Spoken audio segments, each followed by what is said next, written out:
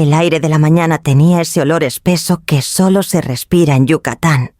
Después de una noche larga, una mezcla de jazmines en flor y silencios que pesan más que las palabras. Yo ya lo presentía desde que doblé la esquina, pero no dije nada. Guardé la calma como quien guarda un pañuelo limpio por si se necesita más tarde. Me detuve frente a las rejas de hierro de la capilla San Isidro, la misma donde Esteban y yo nos casamos hace casi 4 décadas, y desde la acera sin hacer ruido, miré lo que ya no era mío. El ataúd descansaba bajo los vitrales polvorientos. La luz matutina se filtraba a través de los cristales y caía como una caricia triste sobre la madera pulida. Los invitados empezaban a llegar, hombres con corbatas discretas, mujeres de luto elegante y jóvenes que parecían no saber si quitarse los lentes de sol o fingir que sentían algo. El silencio afuera era total, pero adentro se escuchaba la música de órgano y murmullos de saludo. Todo en orden, todo bajo control. Y allí estaba ella, mi hija Amalia, de pie junto a las escaleras principales con los brazos cruzados suavemente sobre un bolso bordado con sus iniciales.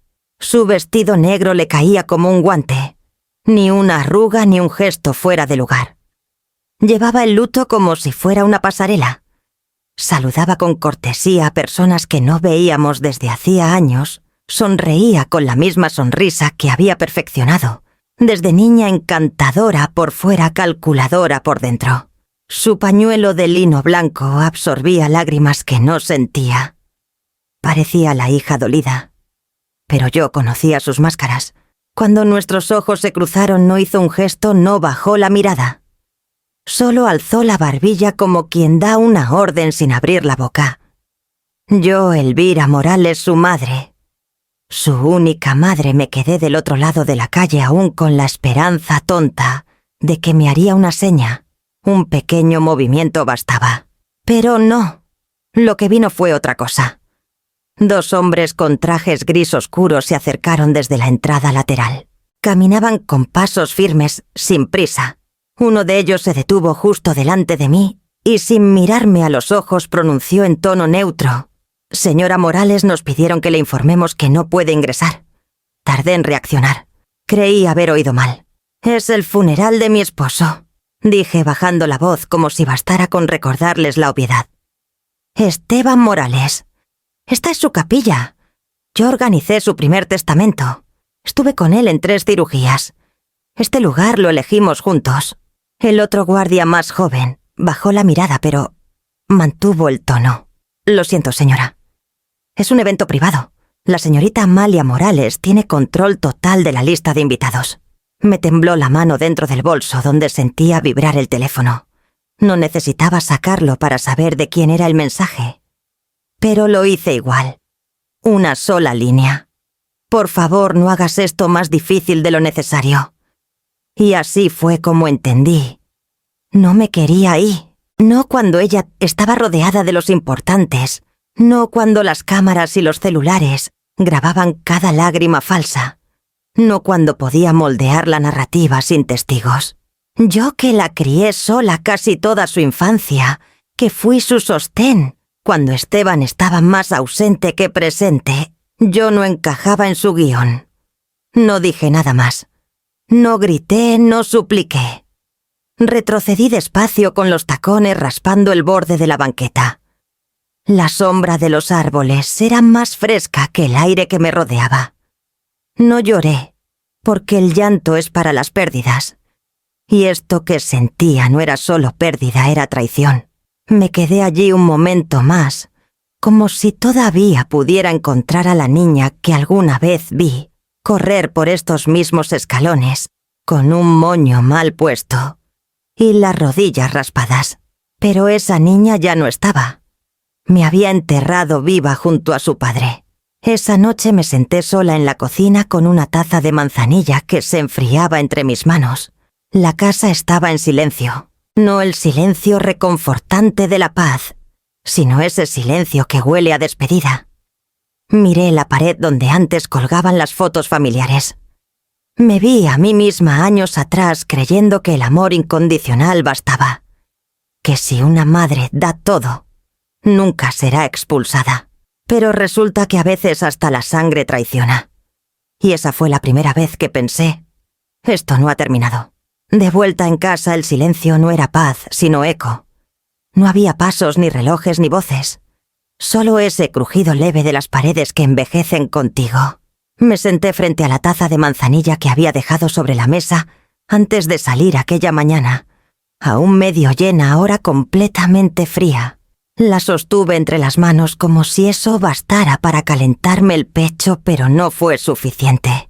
No era la primera vez que Amalia me hacía a un lado, pero sí era la primera vez que lo hacía con tanta precisión, con tanta ceremonia.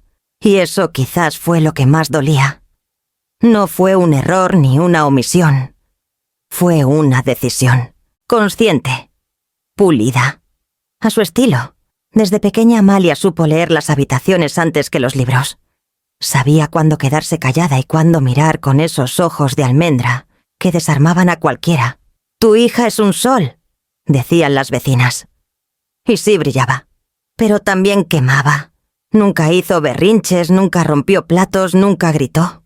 Sus castigos eran silencios estratégicos, lágrimas exactas, frases cortas que deslizaba con la precisión de una aguja. Yo tardé años en darme cuenta de que no eran accidentes. La primera vez que tuve que enfrentar su cálculo fue a los 12 años. Entré a su cuarto a dejarle ropa limpia y vi el recibo sobresaliendo del colchón. Una tienda ecuestre, botas blancas de montar, talla 7. Yo no le había dado dinero. Tampoco Esteban. Revisé el talonario y ahí estaba mi firma imitada con una exactitud escalofriante. Cuando la confronté, no lloró, no se defendió, sonrió. No una sonrisa de culpa ni de burla, fue una sonrisa de certeza, la sonrisa de quien sabe que no la vas a dejar de querer. Y tenía razón, no la castigué. Le di un sermón, uno de esos largos con tono de madre agotada y voz temblorosa. Le quité las botas, claro, pero no devolví el dinero. Y por dentro algo en mí se encogió. Pensé, es inteligente, solo necesita límites. Pero nunca fui buena para ponerlos. Esteban, por su parte, pasaba más tiempo en aeropuertos que en casa. Su trabajo siempre lo llevó de ciudad en ciudad, cerrando tratos, levantando capital, codeándose con nombres que salían en revistas. A veces regresaba con regalos caros, otras con excusas elegantes.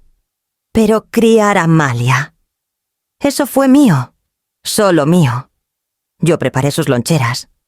Fui a sus recitales de piano, le sostuve el cabello cuando vomitaba por nervios antes de una competencia de oratoria. También estuve cuando su primer novio la dejó por otra y ella fingió que no le importaba. La abracé sin decir palabra. Solo estuve. Siempre estuve. Y sin embargo, cada vez que algo se torcía, yo encontraba la forma de justificarla. «Es que está creciendo», me decía. «Es una etapa. Ya entenderá». Pero no entendió. O entendió demasiado. A medida que crecía también lo hacía su habilidad para manejar la narrativa. Se volvía cada vez más cuidadosa con lo que mostraba y aún más con lo que ocultaba. Conmigo era amable, sí, pero selectiva. Compartía lo suficiente para que yo no sospechara, pero nunca lo bastante como para que yo pudiera ver más allá de la superficie.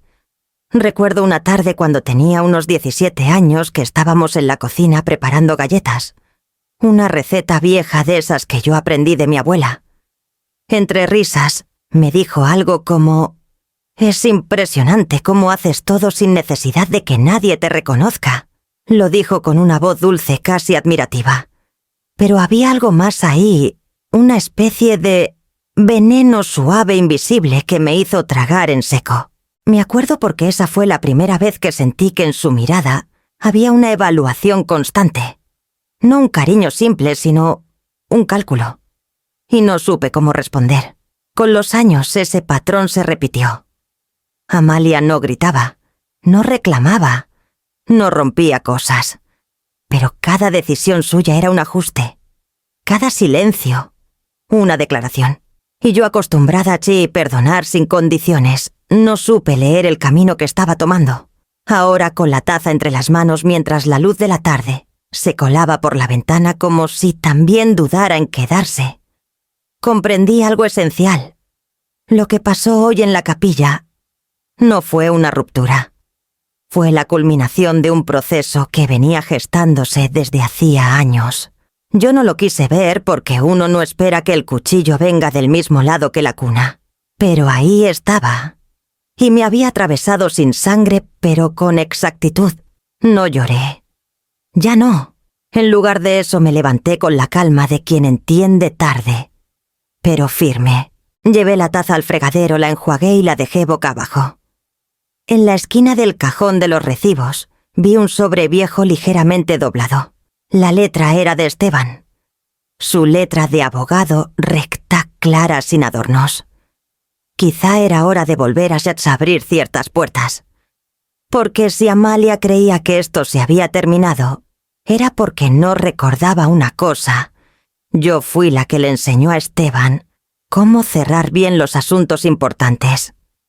Y nunca lo hice sin guardar una copia. La mañana siguiente amaneció sin prisa con una claridad tibia que entraba a la casa como si pidiera permiso. No hice café. No encendí la radio. Me quedé sentada frente a la mesa aún con la sensación de que algo había quedado a medias en mi estómago, como cuando uno sueña que cae pero nunca toca el suelo. La taza de manzanilla que había dejado a medias la noche anterior seguía allí con el borde empañado por la humedad del aire. No la toqué. No era momento de tibiezas. La notificación llegó a las 8:06. El correo tenía un asunto frío y cortante. Resolución de la herencia Morales. El remitente era un bufete con nombre en inglés que Esteban había contratado en sus últimos años más por estatus que por necesidad. Abrí el mensaje con la calma medida de quien sabe que lo que va a encontrar no le va a gustar, pero necesita mirarlo de frente. Había un archivo adjunto. PDF 27 páginas, firmado digitalmente con fecha reciente. Las primeras líneas eran formales, redactadas en ese lenguaje legal que confunde al que no tiene paciencia. Pero yo conocía el tono. Lo había leído antes. En borradores, en acuerdos, en testamentos provisionales que Esteban y yo habíamos revisado juntos durante décadas. No era algo ajeno. Era algo que en su origen había sido también mío. Pero esta vez no lo era. Todos los bienes, propiedades, cuentas, inversiones, vehículos.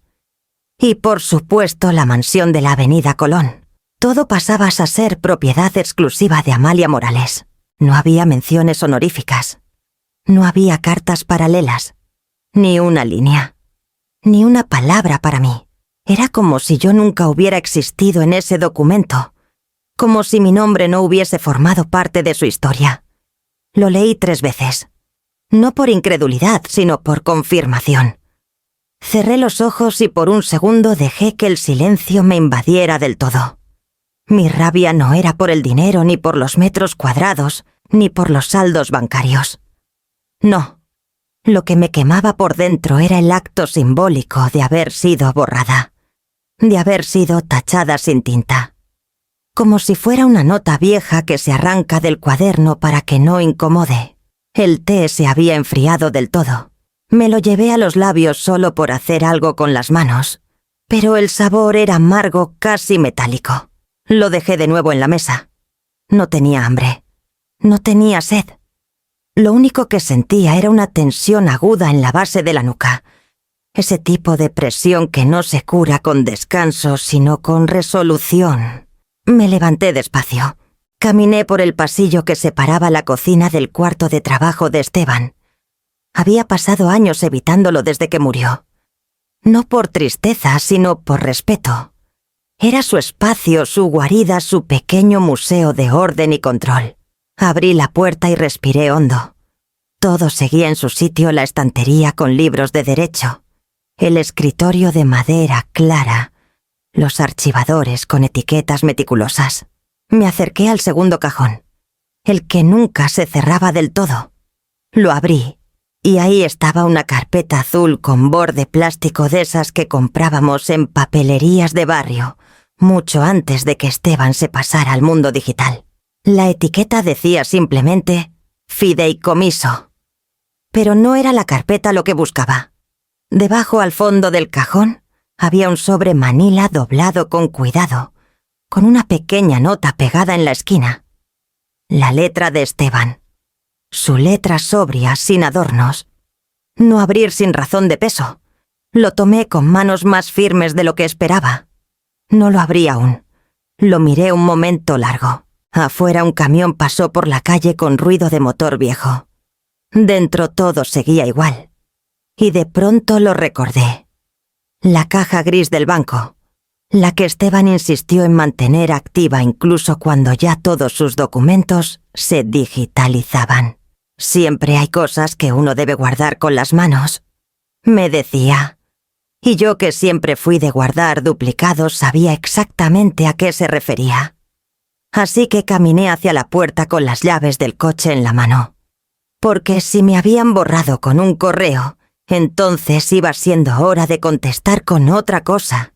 No con gritos, no con lágrimas, con lo que duele más, con memoria organizada. A las 10 en punto estaba estacionada frente al banco, en la calle Álvaro Obregón. No había dormido mucho, apenas lo justo para no desmayarme. Había algo en mi cuerpo que seguía funcionando por pura costumbre, como una cafetera vieja que aún calienta, aunque le falte el botón. Caminé hasta la puerta de cristal con paso firme, aunque por dentro llevaba el alma hecha un ovillo. Saludé al guardia con un gesto breve y esperé turno sin mirar el celular. No necesitaba distracciones. Ya bastante tenía con el nudo que sentía entre el estómago y la garganta. Cuando me llamaron por mi nombre, seguí al empleado por un pasillo alfombrado que olía a madera encerada y aire acondicionado antiguo. Al fondo me entregó una llave gris con una etiqueta desgastada a mi número de caja. No la había abierto en años. Desde antes de que Esteban enfermara, cuando todavía hablábamos de herencias, como si fueran parte de un futuro lejano, casi teórico. El cuarto de cajas era pequeño, sin ventanas. Solo luz blanca y paredes forradas de compartimientos metálicos. Introduje la llave, giré despacio, y al abrir la puerta el aire adentro me golpeó con ese olor seco que tienen las cosas guardadas por demasiado tiempo. Allí estaba, justo como la habíamos dejado, una carpeta manila más gruesa de lo que recordaba, con una nota escrita a mano en la portada. La letra de Esteban. Pulcra contenida. Decía originales, guardar con cuidado. La sostuve con ambas manos como si fuera algo frágil. Me senté en la pequeña mesa del centro, apoyé la carpeta sobre el mármol frío y la abrí. Lo primero que vi fue una copia del acta de matrimonio, luego nuestras identificaciones, y después el documento más importante, el fideicomiso. Notariado. Firmado hace 8 años. En su contenido, Esteban me nombraba fideicomisaria principal de todos los bienes, incluyendo cuentas, propiedades y derechos patrimoniales, con una cláusula que establecía que todo pasaría a los nietos si llegaban a existir solo después de mi fallecimiento. O decisión expresa. Pasé las páginas con una mezcla de alivio y furia. Alivio porque Esteban había pensado en protegernos. Furia porque me lo ocultó. O quizás pensó que no hacía falta decirlo, que la confianza bastaba. ¡Qué ironía! A veces lo que no se dice pesa más que lo que se firma. No salí del banco de inmediato. Me quedé sentada allí un rato con los codos sobre la mesa y los ojos clavados en la carpeta. Sabía que ese documento no bastaría por sí solo. Sabía que necesitaría respaldo, contexto, estrategia. Y sabía exactamente a quién debía llamar. Clara Rendón había sido nuestra abogada durante los años en que construimos la primera empresa familiar. Brillante, metódica y con una memoria quirúrgica para los detalles legales. Llevaba años sin verla. No por ruptura, sino porque la vida, con su forma de enredarnos, nos había puesto en caminos distintos. Ella siguió su rumbo, yo el mío, y aunque alguna vez nos mandamos tarjetas en Navidades, la última vez que hablamos cara a cara fue cuando Esteban decidió vender su participación en el consorcio que fundó con su hermano. Salí del banco y me senté en el coche con la carpeta en el asiento del copiloto. Respiré hondo antes de buscar su número en mis contactos. Todavía lo tenía guardado. Marqué. Tardó solo 2 timbres en responder. Elvira, sí, dije, y mi voz sonó más tranquila de lo que sentía. Clara, necesito hablar contigo. Es sobre Esteban. Hubo un segundo de silencio al otro lado. Luego su tono se volvió más bajo, más directo. Tráeme lo que tengas. Estoy en la oficina. La dirección no había cambiado, una vieja casona restaurada en la colonia Itzimná, con estanterías de madera oscura y diplomas de la UNAM y de Harvard colgados como testigos discretos. Al llegar, Clara me abrió la puerta en persona. Su cabello ahora entrecano seguía perfectamente recogido en un moño. Llevaba una blusa beige sin adornos y un reloj clásico. Me ofreció café sin preguntar y me indicó el escritorio. Saqué la carpeta de mi bolso y la deslicé hacia ella. Clara la abrió con la misma expresión que tenía cuando analizaba contratos millonarios en nuestra época más activa. Página tras página sus ojos se entrecerraban. Cuando llegó a la cláusula de transferencia intergeneracional, levantó la vista y murmuró: «Esto es oro». Se recostó en la silla. Luego señaló el párrafo con la fecha de firma. Lo hizo después del diagnóstico. ¿Verdad? Asentí. Sí. Fue cuando descubrieron el primer tumor en el hígado. Pensamos que tendríamos más tiempo. Nunca lo revocó. Nunca habló de anularlo. Y nadie más sabía que existía esto. Dijo ella no como una pregunta, sino como una afirmación. Solo yo. Lo archivamos discretamente. Él insistió en tenerlo por si las cosas se complicaban. Clara cerró la carpeta y me miró con una mezcla de respeto y resolución. Esto anula el testamento y te pone en posición de proteger lo que te corresponde. ¿Quieres pelear? No dudé. No peleé en el funeral. No discutí cuando cambiaron las cerraduras. Pero, esto sí. Aquí trazo la línea. Clara asintió. Entonces vamos por ella. Y por la verdad. Porque lo borraron todo menos tu memoria. Y eso, Elvira, es lo que los va a detener. La oficina de Clara seguía oliendo a madera antigua y determinación. No era un despacho moderno de esos, con vidrio templado y sillas de acrílico. Era una casona con historia, con estantes de roble hasta el techo y cortinas que filtraban la luz como en una biblioteca de otro siglo. Había diplomas en las paredes, sí, pero también fotos enmarcadas de mujeres mayores sonriendo con toga en mano, como si entre todas hubieran fundado algo más grande que una carrera. Clara me recibió con un abrazo corto, seco, pero no distante. Después de tantos años no hacían falta las explicaciones largas.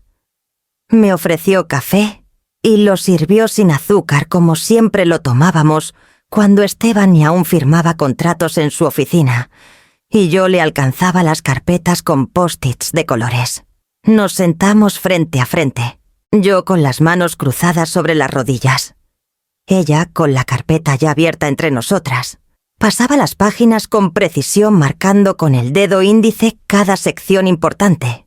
Su mirada se detuvo varias veces en la firma de Esteban, en la fecha del notariado en el anexo que indicaba mi designación como fideicomisaria plena, hasta el traspaso eventual a los nietos.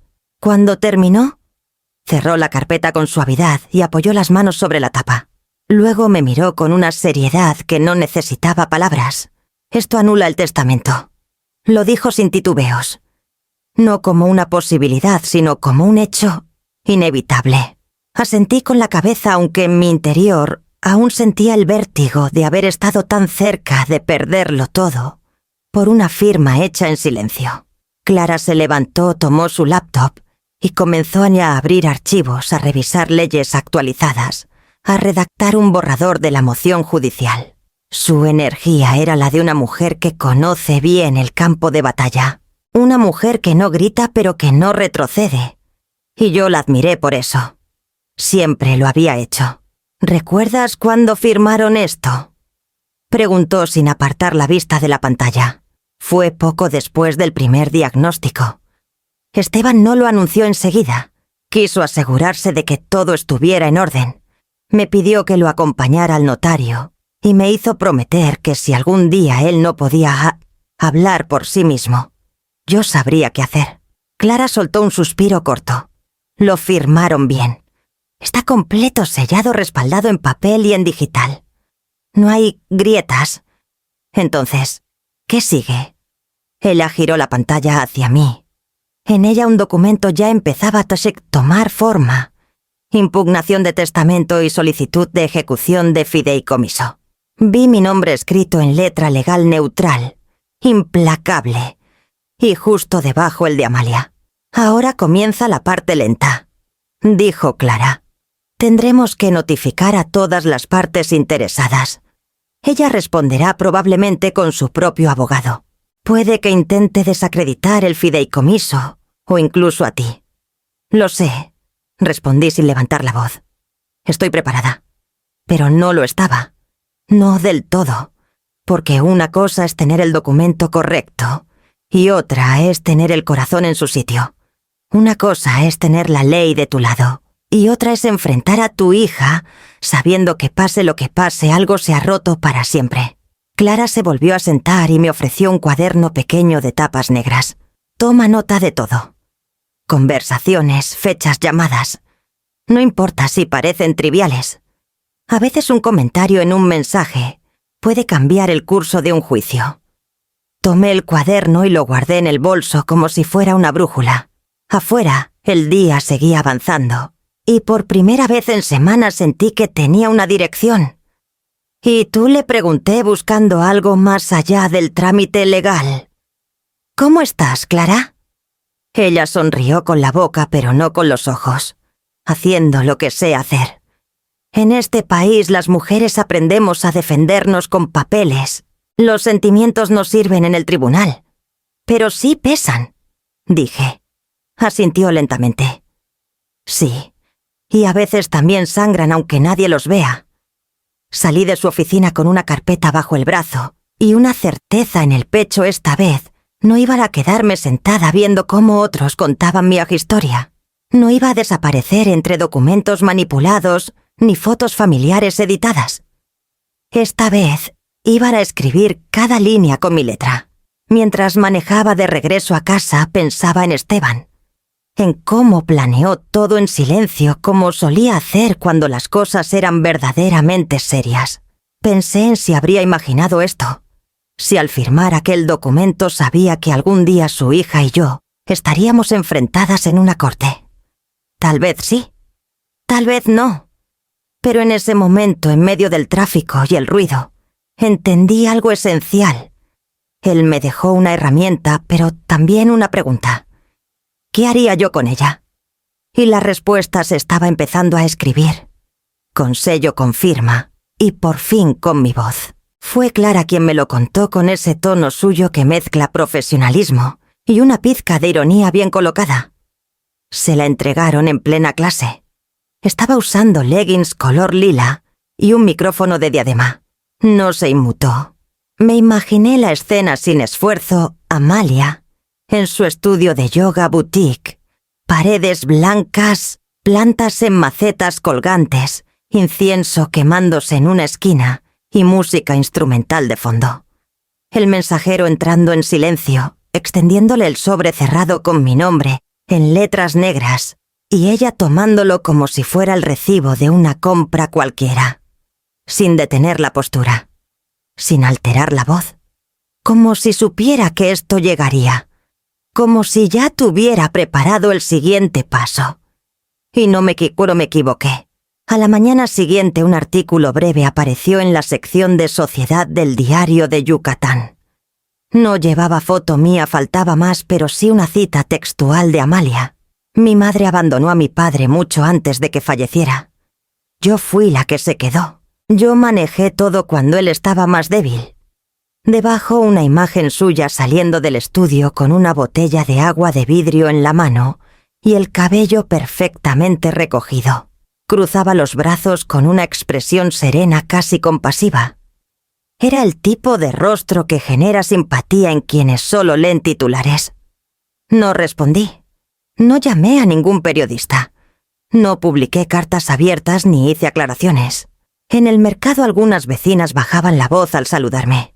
Una incluso me tocó el brazo y dijo con lástima en los ojos: «Espero que encuentre en paz doña Elvira». No le contesté. Me limité a agradecer con la cabeza. A esas alturas entendía perfectamente cómo funcionaban las narrativas públicas. Sabía que el que grita primero muchas veces gana el eco, pero no siempre la verdad. En cambio, reenvié el artículo a Clara. Su respuesta fue inmediata. Parpadeó. Eso es todo lo que necesitábamos. Porque si Amalia realmente creyera que el fideicomiso era papel mojado, no habría dicho nada. Habría dejado que el proceso siguiera en silencio, segura de su victoria. Pero al exponerse en medios intentó controlar el relato. Intentó posicionarse como la hija heroica, la única presente, la cuidadora, como si el amor filial pudiera resumirse en certificados de defunción y fotografías cuidadosamente editadas. Yo sabía otra historia, y lo que ahora necesitaba era encontrar a quienes también la conocieron. Esa misma tarde abrí la libreta que Clara me había dado. En la primera página, con letra firme, escribí una lista de nombres, personas que habían pasado por nuestra casa, que habían conocido a Esteban antes de que la enfermedad lo doblegara, antes de que Amalia se convirtiera en directora administradora, jueza y ejecutora de todo. Pensé en Teresa, la mujer que nos ayudó con la limpieza durante casi una década. En Javier, el chofer que nos acompañó durante los primeros años de bonanza. En Norma, la florista que entregaba los lirios blancos que Esteban pedía cada aniversario. Pero cuando empecé a marcar números, me di cuenta de algo que no había querido aceptar del todo. Casi ninguno seguía allí. Algunos se habían jubilado. Otros se habían mudado, y muchos habían sido reemplazados por Amalia en los últimos 2 años, cuando Esteban ya no podía caminar sin asistencia. Uno a uno sus teléfonos daban a buzón o a respuestas educadas. «Lo siento, señora, ya no trabajamos para esa familia. Prefiero no involucrarme. No recuerdo detalles, han pasado muchas cosas. Solo uno aceptó encontrarse conmigo. Tomás Aguilar, el jardinero. Había trabajado con nosotros 12 años cuidando el jardín de la mansión como si fuera propio. Me citó en un café modesto de la colonia Itzimna. Llegó puntual, con las manos curtidas por el sol y la tierra, y una mirada que esquivaba la mía, no por falta de respeto, sino por el peso de lo que sabía. La verdad, señora Elvira, nos empezó a reemplazar cuando el señor Morales dejó de salir al jardín. Dijo que quería personal nuevo, más eficiente, pero también que no se aferrara al pasado. ¿Dijo eso?, pregunté sin levantar la voz. Asintió. Así lo expresó. Palabras exactas. Gente sin historia. Para cuando él falleció ya no quedaba nadie de los que lo conocimos bien. Salí del café con el corazón apretado, pero también con algo parecido a claridad. Amalia se había hecho su jugada. Ahora era mi turno. No con ruido, no con escándalo, con hechos, con nombres, con documentos que pesaban más que cualquier entrevista. Porque si ella creía que podía reescribirlo todo desde una colchoneta de yoga, iba a descubrir que algunas verdades, como algunas raíces, no se arrancan tan fácil. Fue una llamada que no esperaba, aunque en el fondo algo en mí llevaba días deseándola. No por morbo ni por necesidad de confirmación, sino porque aún quedaban piezas sueltas, cosas que no cerraban del todo. Y cuando el teléfono sonó pasadas las 10 de la noche con número desconocido, por un momento dudé en contestar. Pensé que sería otra equivocación, un vendedor, alguien pidiendo una encuesta. Pero algo en mi pecho se tensó y descolgué. «Señora Elvira Morales», dijo una voz baja, nerviosa, apenas un susurro. «Sí. ¿Quién habla? Perdón por la hora». Yo Yo fui una de las enfermeras del señor Morales en sus últimas semanas. Lo atendí en la casa. No sé si usted... Sí, claro. Lo recuerdo. Hubo una pausa incómoda, como si la otra persona estuviera buscando las palabras adecuadas o luchando consigo misma por decir lo que tenía que decir. Yo... llamo porque sentí que debía saberlo. Él... lo hicieron firmar documentos cuando apenas podía mantenerse despierto. Apenas podía hablar. Él no sabía lo que firmaba. No preguntó porque ya ni fuerzas tenía. Solo quería dormir. Y ella hizo una pausa breve, insistió en que era urgente. No necesitó decir su nombre. Yo ya sabía quién era ella. Y usted lo vio, sí, señora. Estaba allí. Llevé el oxímetro. Vi cómo le temblaba la mano al sostener la pluma. Lo firmó todo sin leer, sin preguntar. Tragué saliva, no porque fuera una sorpresa completa, sino porque escucharlo en voz alta y de boca de alguien neutral le daba una gravedad que hasta entonces había evitado nombrar. ¿Por qué me llama ahora? Porque no podía dormir, dijo con una franqueza que dolía. Porque sentí que usted tenía derecho a saberlo. Puedo preguntarle su nombre, pero del otro lado solo escuché silencio. Y luego el clic seco de una línea que se corta. Me quedé con el auricular en la mano durante varios segundos, escuchando el vacío. Luego colgué y cerré los ojos. El silencio de la casa era tan denso que casi podía tocarse. A lo lejos un perro ladraba sin furia solo por costumbre. Afuera el mundo seguía. Adentro yo tenía una certeza nueva. Lo que había pasado con Esteban no había sido una omisión. Había sido un acto deliberado. Me levanté y caminé al estudio. Encendí la lámpara del escritorio y abrí de nuevo la carpeta con el fideicomiso. Pasé los dedos por el nombre de Esteban, por su firma firme, hecha años antes de que la enfermedad lo redujera a susurros y manos temblorosas. Estaba todo ahí claro y sellado. Pero ahora sabía que del otro lado había algo más. Algo construido con prisas, con abuso, con desinformación. Tomé la libreta que Clara me había entregado y añadí una nota enfermera anónima, testigo de firma forzada. No tenía nombre. No tenía número, pero lo había dicho. Y eso bastaba por ahora. A la mañana siguiente decidí dar un paso más. Si la enfermera había hablado, quizás alguien más también podría hacerlo. Personas que estuvieron cerca, que vieron lo que pasaba, sin entender del todo, pero que ahora con un poco de contexto, tal vez se animarían a contar. Volví a revisar mi lista de contactos. Teresa la cocinera, Norma la florista, Luis, el antiguo asistente de Esteban, uno por uno tachados. Ya no estaban o no querían involucrarse. Algunos se disculpaban con educación, otros simplemente no respondían. Al final solo un nombre quedaba sin marcar: Tomás Aguilar, el jardinero. Lo conocíamos desde hacía más de una década. Un hombre tranquilo, de pocas palabras y manos curtidas. Había visto crecer el jardín de la mansión como si fuera un hijo más. Sabía cuándo podar sin preguntar, cuándo regar sin que se lo dijeran. Era discreto, pero observador. Siempre lo fue. Le envié un mensaje corto sin adornos: Tomás, soy Elvira. Podemos hablar solo unos minutos. No es por trabajo, es por Esteban. Me respondió en menos de una hora. Aceptó verme esa misma tarde en un café modesto de la colonia Itzimna. Llegó puntual con una camisa de manga larga arremangada y una gorra en la mano. Nos saludamos con respeto, y aunque su mirada evitaba la mía, su cuerpo estaba tenso. Sabía que lo que íbamos a hablar no era fácil. Gracias por venir, dije mientras el mesero dejaba 2 vasos de agua. Tomás asintió, pero no sonrió. No podía quedarme con eso guardado, dijo antes de que yo dijera nada. ¿Con qué exactamente?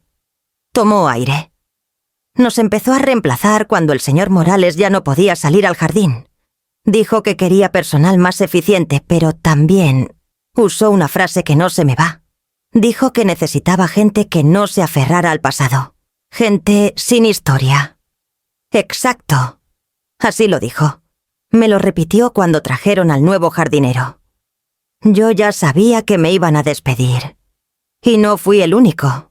¿Quién más, Teresa, la señora que cocinaba para ustedes? Javier, el chofer. Incluso el chico que les traía las flores. Todos nos fuimos en menos de 6 meses. Algunos con compensación, otros sin explicación. Y Esteban Tomás bajó la mirada. No creo que supiera todo. A veces salía, quería ver el jardín, pero ya estaba muy débil. Yo le contaba que todo seguía igual. No quería preocuparlo. Nos quedamos en silencio un rato. Luego, con voz más baja, añadió: un día lo vi firmando papeles en el comedor. Ella estaba con él. Él temblaba. No me acerqué, pero lo vi desde la ventana. No parecía entender mucho. Asentí en silencio. Ya no necesitaba más. Cuando salí del café, el cielo estaba encapotado. No llovía, pero el aire cargado anticipaba tormenta. Metí las manos en los bolsillos y caminé lento con la sensación de que las piezas al fin empezaban a encajar.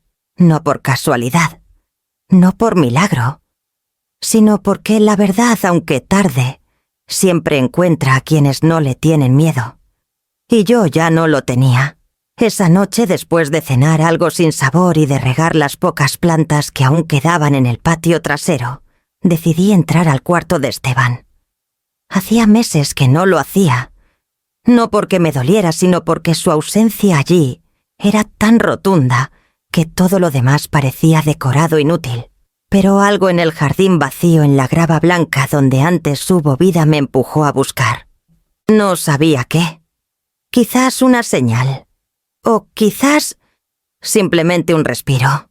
Encendí la lámpara del escritorio y me senté frente a la laptop. La misma que él usó hasta el último mes. No era moderna ni veloz, pero Esteban era un hombre de costumbres. Siempre decía que cambiar de computadora era como cambiar de silla. Uno se pasa meses adaptándose sin necesidad. Presioné el botón de encendido. La pantalla brilló lentamente con ese zumbido suave de los aparatos que han esperado demasiado tiempo para volver a hablar. Sí, es hablar. No había contraseña.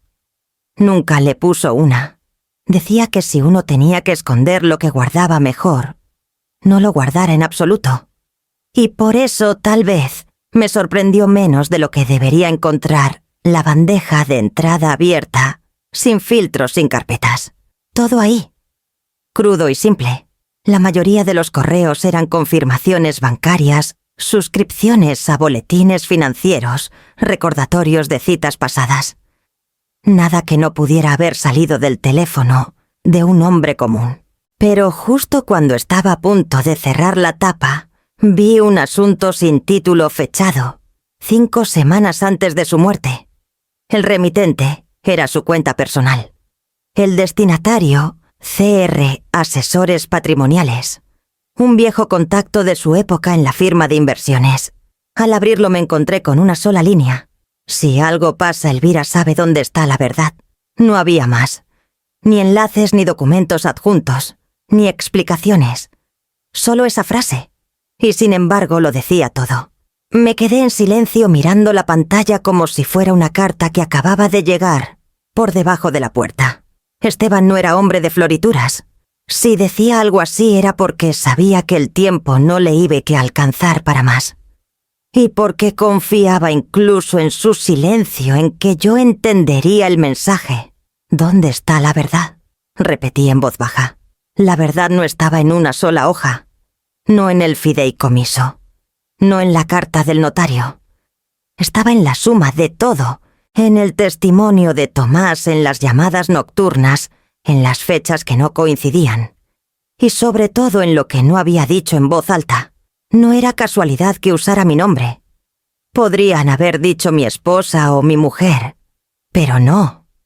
Escribió Elvira, porque sabía que yo, con mi memoria obstinada, con mis carpetas ordenadas por colores, con mis copias físicas y mi desconfianza innata hacia lo digital, sabría reconstruir el rompecabezas. Porque siempre lo hice. Apagué la laptop con manos serenas. Ya no necesitaba buscar más ahí. Lo importante estaba dicho. Me levanté, recorrí el cuarto con la mirada, y por primera vez en mucho tiempo, No sentí el vacío como ausencia, sino como permiso. Como si él con esa única frase me hubiera dado la luz verde para continuar. Fui a la sala, abrí el archivador de madera que teníamos desde nuestros años en Campeche y saqué una carpeta negra con borde metálico. Allí guardábamos copias de respaldo de contratos importantes, escaneos notariales, cartas bancarias con firma húmeda. Revisé el contenido uno a uno. Estaba todo. Fechas, firmas, certificaciones. Incluso un pequeño recibo escrito a mano donde constaba la entrega de un segundo juego de llaves de la caja de seguridad. Todo con la letra de Esteban. Sentí un escalofrío no de miedo sino de conciencia, porque el silencio de Esteban en sus últimas semanas no fue descuido. Fue previsión. Fue estrategia. Él sabía que el ruido lo haría Amalia, que los titulares los llenaría ella, pero que la verdad, la que pesa, la que se impone sin alzar la voz, quedaría en mis manos. Esa noche dormí por primera vez con la sensación de que algo, por mínimo que fuera, había girado a mi favor. No por justicia divina ni por suerte, sino porque cuando uno guarda la verdad con cuidado, incluso el tiempo más torcido termina dándole paso. Y yo ya tenía las piezas. Me faltaba la escena. Pero eso lo escribiría yo. Clara me esperaba en su oficina con los lentes puestos y la mirada más aguda que nunca. Sobre el escritorio ya había una carpeta nueva, diferente a la que llevé días atrás. Esta tenía separadores de colores, marcas adhesivas y un orden que solo podía venir de alguien que entendía que en el mundo legal el detalle lo es todo. Me senté sin necesidad de que me ofreciera café. Ya sabíamos a lo que íbamos. ¿Lo revisaste otra vez?, pregunté sin rodeos. 3 veces respondió pasando su dedo índice por la primera hoja. Está intacto, notariado, firmado, sellado, con respaldo físico y digital, y lo más importante, con sello de tiempo electrónico. Esteban usó una plataforma certificada con verificación criptográfica. Esto es legalmente inviolable. Asentí despacio. No porque dudara de sus palabras, sino porque sentí una mezcla extraña de alivio y rabia. Alivio porque ese documento era mi escudo. Rabia porque nunca pensé que tendría que usarlo contra mi propia hija. Fui yo quien le insistió en ese sistema. Murmuré casi para mí. Cuando los bancos empezaron a usar nubes y plataformas nuevas, él desconfiaba. Decía que no entendía por qué guardar lo importante en el aire. Pero yo le dije que lo físico podía quemarse, perderse, romperse. Y lo digital, si estaba bien protegido, sobrevivía. Clara me miró por encima de los lentes. Sobrevivió. Y ahora es tu base. Vamos a registrar el documento ante el juzgado con una moción formal para impugnar el testamento presentado por Amalia. También solicitaremos la ejecución inmediata del fideicomiso, amparándonos en su condición previa y su fecha de origen. Respiré hondo. Escucharlo en voz alta lo volvía real. Ya no era solo una carpeta guardada en una caja gris, ni un susurro de Esteban en forma de correo. Era una acción. Y tenía consecuencias. ¿Cuánto tiempo puede demorar? Depende. Si Amalia coopera el proceso, puede resolverse en semanas. Pero si decide pelear y lo hará, puede alargarse. Aunque te digo algo, Elvira, no tiene con qué desarmar esto. Puede patalear, puede mentir, puede manipular. Pero los documentos no tiemblan. Me permitió hojear las copias ordenadas mientras hablaba. Cada página tenía una pestaña marcada cláusula de nombramiento, condiciones de revocación, validación notarial, copia del sello digital. Todo estaba ahí. No había espacio para ambigüedades. Recordé cuando lo firmamos. Esteban aún tenía energía, pero ya había cambiado algo en su forma de mirar. Menos impaciencia, más introspección. En ese entonces no lo entendí. Ahora lo veía con otra luz. No estaba protegiendo bienes, sino decisiones. Estaba asegurando que el silencio no se llevara lo que habíamos construido. ¿Y si ella intenta acusarme de manipularlo? Pregunté, aunque la sola idea me diera náuseas. Clara levantó otra hoja. Aquí está el registro médico de capacidad mental emitido días antes de la firma. Y si eso no basta, tengo contactos que pueden conseguir una declaración jurada del médico que lo atendía. Además, hay una diferencia clave. Él firmó esto con tiempo, con lucidez, y lo guardó con protocolos. En cambio, lo otro se firmó cuando ya estaba debilitado, rodeado por personal que ella eligió. Bajé la mirada. El dolor no era solo por lo que Amalia había hecho. Era por todo lo que se había roto en el camino. Por el vínculo que creí eterno y que ahora pendía de un expediente legal. Me vi a mí misma años atrás peinándole el cabello cuando lloraba, sin entender por qué su padre no llegaba a su recital. La niña que abracé cuando se enamoró por primera vez. La adolescente que usó mi firma sin permiso. Y la mujer que ahora me había dejado fuera, hasta del funeral. Pero había otra imagen también. Yo de pie, con el documento en la mano, con los años en la espalda, con la verdad al fin alineada a mi favor. Y tú, le dije a Clara con un hilo de voz, ¿crees que vale la pena pelear todo esto? Ella dejó la pluma y me miró con esa claridad que siempre me impresionó. No estás peleando por dinero, ni por casas. Estás peleando porque tu nombre fue borrado, porque te convirtieron en una nota al pie de página, y porque Esteban te confió esto. Lo hizo contigo, no con ella. No se trata de ganar, se trata de que no te desaparezcan. Me quedé callada, porque no había nada más que decir. Tomé la carpeta, la guardé en mi bolso y me levanté. Cuando crucé la puerta sentí que algo se alineaba, no afuera, sino dentro de mí. No era furia, ni revancha. Era algo más sobrio, más firme. Justicia quizás, pero no la de tribunales.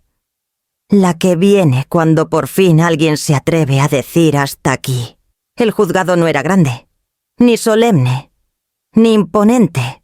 Era una sala sencilla de luces suaves y paredes claras, donde el sonido de los zapatos al pisar el piso pulido parecía más fuerte de lo que era. No había cámaras, ni público, ni bancos llenos. Solo los implicados, sus abogados y un juez, con expresión serena de esas que han visto demasiadas familias pelearse por cosas que alguna vez compartieron con cariño. Llegamos temprano. Clara llevaba el expediente en una carpeta negra de piel. No hablaba mucho. Solo repasaba los nombres, los documentos, los tiempos. Yo la observaba con una calma que no sabía que tenía. En ese momento, ya no era dolor lo que sentía. Era otra cosa. Una quietud densa, como si todo lo que dolía se hubiera recogido en el estómago plegado, en silencio. 5 minutos antes de la hora entró Amalia. De negro como siempre. Impecable. Maquillaje leve, peinado recogido. A su lado un abogado joven con traje azul marino y una seguridad nerviosa en la voz. Se sentaron del otro lado de la sala sin mirarnos. Ella no cruzó los ojos conmigo. Ni una vez. Ni un segundo. El juez saludó con formalidad, leyó los datos del caso y pidió que los representantes de ambas partes se identificaran. Clara lo hizo con voz clara y firme. El abogado de Amalia también, con una sonrisa que no llegaba a los ojos. Luego comenzó su intervención. Este caso, dijo, no trata de bienes materiales, sino de deberes emocionales. La señorita Amalia Morales fue quien acompañó al señor Esteban Morales en sus últimos meses. Fue ella quien coordinó sus cuidados, quien se hizo cargo de su deterioro físico y mental. El testamento que presentamos refleja la voluntad final de un hombre consciente de su realidad y decidido a reconocer el esfuerzo de quien realmente estuvo con él. Había memorizado bien su discurso. Hablaba con ritmo, con frases cuidadas, como si recitara una historia escrita con cariño. Pero en sus palabras había huecos. Mucho de lo que decía era cierto, sí. Amalia estuvo en la última etapa. Sí tomó decisiones médicas. Sí firmó cosas en su nombre. Lo que omitía era cómo lo hizo. ¿Cuándo? ¿Y bajo qué condiciones? Cuando le tocó el turno a Clara, el ambiente cambió. No por el volumen ni por la autoridad con que hablaba, sino por la precisión. Cada palabra tenía peso. Cada documento una marca. Empezó con lo más sólido, el fideicomiso notariado, fechado con 8 años de antelación, sellado, archivado en papel y respaldado en plataforma digital. Mostró el sello de tiempo, el registro oficial, la verificación criptográfica. El juez asintió levemente marcando sus propias notas. Luego vinieron los documentos médicos. Un certificado firmado por el médico tratante, emitido 3 días antes de que Esteban firmara el fideicomiso, donde constaba su lucidez mental, su capacidad para tomar decisiones. Clara también presentó un resumen clínico de los últimos meses, donde quedaba constancia del deterioro progresivo de Esteban y su dependencia total al final. Después Clara sacó una hoja distinta. Era una declaración jurada. La enfermera, la misma que me llamó una noche sin identificarse, había enviado un testimonio firmado y validado ante notario. Clara lo leyó en voz alta. Fui testigo de que el señor Esteban Morales fue inducido a firmar documentos estando semi-inconsciente. Su mano temblaba. No preguntó. Apenas sostenía el bolígrafo. Firmó porque se le insistió en que era urgente. Y lo hizo no porque entendiera, sino porque no podía más. El juez no interrumpió. Solo se acomodó los lentes. El abogado de Amalia cruzó una mirada rápida con ella, que seguía inmóvil, sin pestañear, sin hablar, ni siquiera una mueca. Clara no terminó allí. Presentó el testimonio de Tomás Aguilar, nuestro jardinero durante años. Su declaración narraba cómo Amalia reemplazó al personal de confianza, cómo pidió gente sin historia, cómo fue vaciando la casa de todo lo que no podía controlar. Finalmente, Clara presentó el último documento, uno que hasta ese día solo ella y yo habíamos visto. Un reporte bancario, una transferencia, 3 semanas antes del fallecimiento del señor Esteban Morales. Dijo, mostrando el extracto en la pantalla: se hizo una transferencia electrónica por el monto de $12,000 de pesos desde su cuenta principal a una cuenta y nombre de la señorita Amalia Morales. No hay registro de autorización verbal o escrita, ni justificación médica, ni necesidad logística. El silencio fue total. Ni el abogado dijo nada, ni Amalia. El juez pidió unos minutos de receso. Salimos al pasillo sin hablar. Clara me ofreció agua, yo negué con la cabeza. Me senté en la banca de madera como quien se sienta a esperar un tren. Ya no sentía miedo, sentía final. Cuando volvimos a entrar, el juez ya tenía la resolución impresa. Leyó despacio, sin dramatismo, sin pausa teatral. El fideicomiso, habiendo sido creado y preservado bajo circunstancias legales y verificables, será respetado en su totalidad. El testamento presentado por la parte demandada se declara inválido. Eso fue todo. No hubo aplausos. No hubo lágrimas. Clara puso una mano sobre la mía. Suave, firme. Yo no me moví. Amalia se levantó. No habló. No gritó. No lloró. Caminó hacia la salida con la espalda recta y los labios apretados, como quien abandona un escenario que ya no puede controlar. Me quedé sentada. Incluso cuando el juez salió, incluso cuando la sala se vació, porque lo que había peleado no era una casa, ni una cuenta, ni un apellido. Era la certeza de que él no me había olvidado. No al final, no cuando más importaba. La frase exacta fue breve, sin adornos. El fideicomiso prevalece. El testamento queda invalidado. El juez no alzó la voz ni hizo una pausa dramática. Lo dijo como se dicen las cosas inevitables, esas que no admiten réplica. Y en esa sobriedad, en esa forma limpia de dictar justicia, hubo algo que me atravesó más que cualquier grito o aplauso. No miré a Amalia, ni siquiera intenté buscar sus ojos. Sabía sin necesidad de comprobarlo que se levantaría como lo ha hecho siempre, con los hombros rectos, la espalda erguida y los labios sellados. Y así fue. Tomó su bolso, murmuró algo al oído de su abogado. No llegué a escucharlo, y salió de la sala con paso firme. No giró la cabeza. No titubeó. Salió como quien huye de un lugar que ya no puede controlar. Clara, sentada a mi lado, soltó por fin el aire que había contenido durante toda la audiencia. Apoyó una mano sobre la mía con ese gesto suyo que mezcla respeto y compañerismo. Pero yo no dije nada. No porque no supiera qué decir, sino porque sentí que hablar en ese momento habría sido profanar algo sagrado. Me limité a cerrar los ojos. No sentí victoria, ni alivio inmediato. Lo que sentí fue peso. No el que agobia, sino el que confirma que algo realmente existió. Porque no peleé solo por bienes, ni por una mansión, ni por cifras en cuentas bancarias. Lo que recuperé no era tangible. Lo que defendí fue mi lugar en una historia que alguien quiso borrar con trazo grueso y memoria corta. Esteban no me olvidó.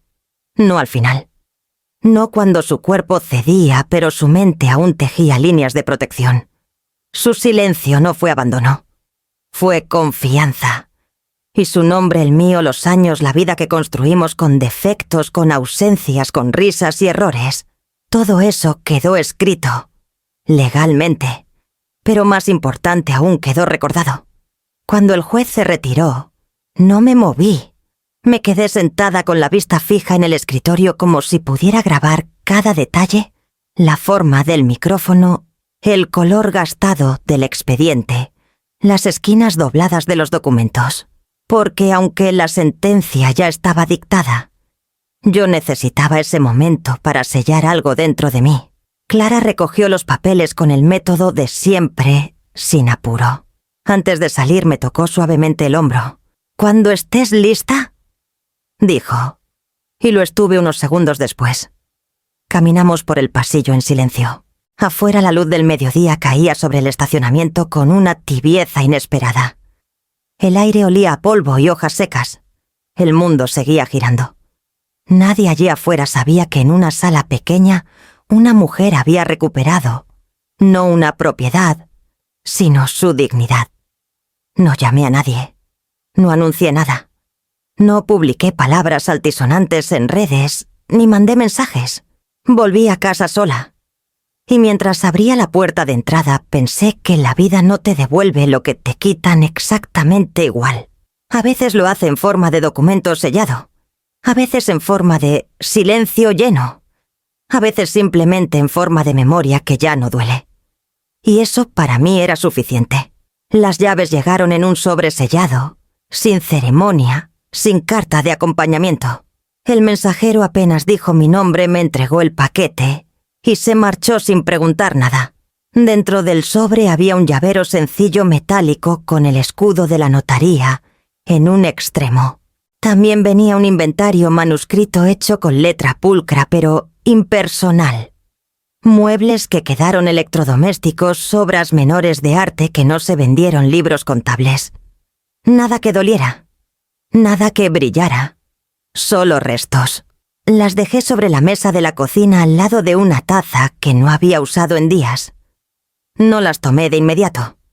Las miré con ese tipo de distancia que se tiene ante los objetos que alguna vez significaron algo y ahora solo pesan por lo que representan. Porque no eran solo llaves. Eran el cierre o la apertura de algo más grande. Algo que aún no sabía si quería habitar. Horas más tarde, justo cuando el cielo comenzaba a oscurecer, mi celular vibró. Número oculto. Dudé en contestar, pero el silencio de la casa era tan profundo que el sonido parecía una obligación. Era un mensaje de voz. Lo reproduje sin pensarlo demasiado. La voz era inconfundible. Y sin embargo sonaba distinta. Más baja, más contenida, más áspera. Lo tomaste todo. Espero que estés contenta. Y luego nada. Ningún insulto. Ninguna disculpa. Solo una pausa larga como si hubiera querido decir más y se le hubieran acabado las palabras. No sentí rabia. Ni tristeza. Solo un hueco. Un vacío sin eco. Porque en esa frase no había arrepentimiento, ni comprensión, ni siquiera verdadera furia. Solo una derrota que no sabía cómo vestirse. Una Amalia que por primera vez no tenía el control. Me senté en el escritorio, encendí la lámpara y saqué una copia impresa del fideicomiso. La coloqué dentro de un sobre manila sencillo sin membretes, sin nada que llamara la atención. Luego escribí a mano una nota breve. No para provocar, no para castigar, solo para dejar constancia, que esta casa te enseñe lo que es la familia. No firmé. No era necesario. Ella sabría de quién venía. A la mañana siguiente lo envié por mensajería privada sin remitente. Elegí un servicio discreto de esos que no hacen preguntas. Mientras la encargada sellaba el sobre y pegaba la guía, pensé que había algo profundamente justo en esa acción. No por lo que contenía, sino por lo que representaba un recordatorio. No de lo que perdimos, sino de lo que nunca debimos romper. Esa noche dormí sin sobresaltos, sin sueños, sin expectativas. No porque todo estuviera en orden, sino porque por fin entendía que no todo debía volver a estarlo. Que algunas grietas no se cierran, se aceptan, y se camina sobre ellas con cuidado pero sin miedo. Y yo estaba lista para caminar. Aunque fuera sola, aunque fuera lejos, aunque ya no llevara el apellido en los labios sino en la espalda, como se llevan las lecciones que duelen pero enseñan. Fui sola. Nadie más necesitaba estar allí. Ni Clara, ni notarios, ni testigos. Solo yo, las llaves en el bolsillo y la determinación de cerrar algo que ya no era mío desde hacía mucho tiempo, aunque legalmente me perteneciera. La mansión me recibió con su fachada intacta, limpia, silenciosa. Las palmas importadas seguían en sus macetas blancas como soldados inmóviles. El timbre no sonó. Usé la llave. Entré. El aire estaba seco, neutro. El perfume de Amalia ya no flotaba en los pasillos, pero tampoco el olor a jazmín que solía llenar el recibidor. Era como si la casa se hubiera vaciado de todo, de memoria, de conflicto, de identidad. Caminé despacio por el vestíbulo. Las pinturas abstractas seguían colgadas. Ni una foto nuestra, ni un eco. Solo paredes bien pintadas y muebles sin historia. Pasé por el comedor, por la biblioteca que alguna vez llenamos de enciclopedias y novelas de Esteban, por el patio donde celebramos los 50 años de doña Ofelia, nuestra vecina. Todo parecía escenario de algo que ya no se actuaba. No dolía, solo estaba. Subí al segundo piso y recorrí las habitaciones sin abrir cajones. No buscaba nada. Ya lo había encontrado todo: mi lugar, mi dignidad, mi decisión. Al volver a la planta baja pasé la mano por la baranda de la escalera y me detuve en el umbral que daba al jardín trasero. Allí donde alguna vez Esteban plantó rosales con las manos llenas de tierra y la camisa empapada de sudor, solo quedaban planchas de concreto limpio, práctico, eficiente, sin alma. Volví al salón principal. Abrí el portafolio y saqué la carpeta con los documentos de donación. La Fundación de Artes y Educación de Yucatán había aceptado encantada. La propiedad se convertiría en sede de talleres, actividades culturales, espacios para jóvenes y adultos. Me ofrecieron poner mi nombre en una placa de mármol. Dije que no. Usen el suyo, les pedí, el de Esteban. Propuse uno mejor: Casa Morales. Un legado de aprendizaje y comunidad. Firmé donde correspondía. Dejé las llaves sobre la mesa del recibidor encima de una hoja blanca con la frase escrita en tinta azul. Sin adornos, sin remates, como a Esteban le habría gustado. Al salir cerré la puerta sin mirar atrás, porque esa casa, con toda su historia, con todo su dolor, con todo su peso, ya no era mía. Y no tenía por qué serlo. La tierra estaba suave, oscura, silenciosa. Había llovido la noche anterior lo justo para que el suelo cediera bajo la pala sin resistencia. Aún quedaban algunas gotas atrapadas en las hojas nuevas del jardín restaurado. Ninguna cámara, ninguna ceremonia. Solo yo, un par de guantes viejos y un pequeño esqueje del rosal que Esteban y yo plantamos hace tantos años que ya no sabría decir cuántos. Lo había rescatado en secreto antes de donar la casa. Una pequeña rama con raíz apenas visible. Lo suficiente para empezar de nuevo. Lo tuve semanas en una maceta en el balcón esperándolo. Regándolo con constancia pero sin ansiedad. Como se cuida lo que aún no se sabe si va a crecer. Como se cuidan los recuerdos que no hieren, pero todavía pican al tocarlos. El jardín donde me encontraba ahora no era el de la mansión ni el de una casa nueva. Era un espacio público, parte del centro comunitario, donde la fundación había comenzado a trabajar. Me ofrecieron una sala para dar talleres de escritura, y aunque al principio dudé yo que siempre escribí, solo para mí acepté. Y luego propuse el jardín. No como casi homenaje, sino como semilla. Nadie sabía que aquel pequeño rosal tenía historia, que sus raíces venían de un hogar con risas, luego con silencios, luego con traiciones y finalmente con comprensión. Nadie lo necesitaba saber. No todos los legados llevan nombres tallados. Algunos se entierran. Y desde allí florecen con el tiempo con paciencia sin ruido. Me arrodillé. La tierra manchó mis rodillas y no me importó. Hice el hueco con las manos, sentí el frescor en las uñas, el leve cosquilleo de una lombriz asomando el crujir de una rama seca bajo mi pie. Coloqué el esqueje con cuidado cubriéndolo poco a poco, presionando apenas con los dedos hasta dejarlo firme. Me quedé allí un rato, mirándolo, pensando en Esteban. No en su final, no en el juicio, no en los papeles. Pensé en sus manos, en la forma en que me miraba cuando hacíamos algo juntos, aunque fuera simple, aunque fuera plantar una flor. En cómo alguna vez, sin proponérselo, me enseñó que lo importante no era que las cosas duraran para siempre, sino que significaran algo mientras vivían. No dije nada, ni una palabra, solo respiré hondo. Dejé los guantes a un lado. Y me senté en el borde del cantero mirando cómo el sol empezaba a secar las últimas gotas sobre las hojas. Una niña pasó corriendo a lo lejos. Luego una madre con su hijo en brazos. El jardín comenzaba a llenarse de voces, de esas pequeñas vidas que no sabrían nunca de dónde vino ese rosal. Pero tal vez un día alguien lo vería florecer y se detendría a olerlo. Y eso bastaba. Porque no lo había plantado para ser recordada. Lo había plantado para no olvidar. Y a veces eso es todo lo que se necesita. Firmé con pulso firme. No porque no temblara por dentro, sino porque ya no tenía nada que probar.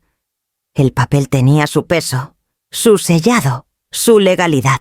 Pero para mí era apenas un punto final escrito con respeto. Clara me miró sin decir nada.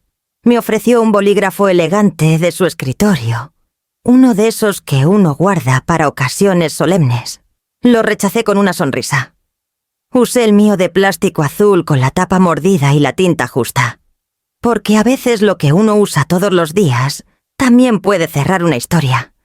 No hubo brindis, ni palmadas en la espalda, ni palabras de victoria. Solo una firma, un portazo suave. Y la certeza de que por fin todo lo que debía hacerse ya estaba hecho. El coche me esperaba frente al despacho. Era el mismo que había manejado desde que Esteban aún podía subirse sin ayuda. El mismo donde discutimos por tonterías de cocina, donde nos miramos en silencio, después de malas noticias, donde viajamos a escondidas solo para comer mariscos en Campeche. Subí al asiento del conductor con calma. Cerré la puerta. El sonido fue sordo definitivo. En el asiento trasero solo llevaba una cosa, una maceta vacía. Había contenido el esqueje del rosal. Lo había plantado yo misma con mis manos. Ahora la maceta solo tenía restos de tierra seca en las esquinas. La dejé ahí no por olvido, sino como símbolo. Ya había cumplido su función. Y yo también. No empaqué libros, ni ropa vieja, ni álbumes polvorientos. No busqué guardar cartas, ni joyas, ni recetas. No hubo cajas. No hubo inventario. Solo una bolsa con documentos, una dirección nueva escrita a mano y una sensación que al principio no supe nombrar, hasta que la reconocí ligereza. No llevé nada. Pero tampoco dejé odio, ni rencor, ni deudas emocionales. Lo que había que decir se dijo. Lo que tenía que romperse ya estaba en el suelo, y lo que podía salvarse fue salvado en silencio. Cuando encendí el motor no miré atrás.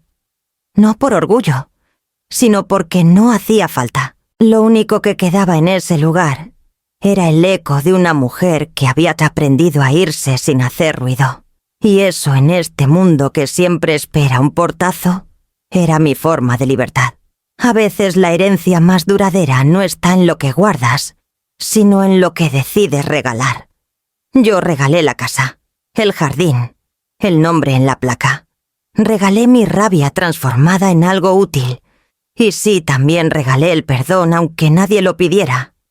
Porque hay salidas que no necesitan drama. Solo una puerta que se cierra sin violencia. Y una mujer que se va ligera, sabiendo que ya no debe cargar lo que nunca le perteneció.